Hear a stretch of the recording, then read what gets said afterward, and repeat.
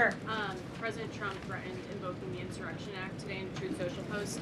I'm wondering what his tipping point is. Like, what would it take for him to invoke the Insurrection Act? Look, that's only a question, frankly, Reagan, the president can answer. But the Insurrection Act is a tool at the president's disposal. As you know, it has been used sparingly, but it has been used by previous presidents in American history.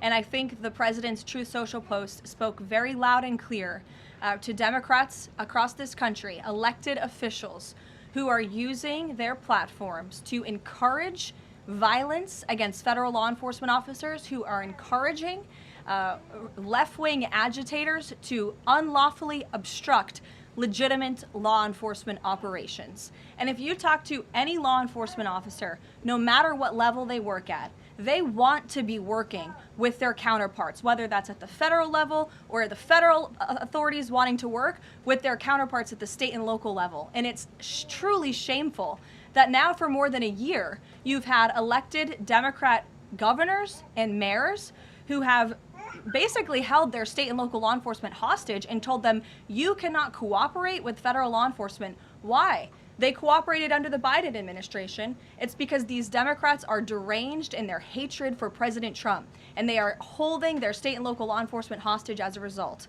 And these Democrat mayors and governors are doing this over what? Over the lawful and legitimate law enforcement operations to remove violent criminals from the streets of Minnesota, from the streets of California, from the streets of New York, and from the streets of every state across this country.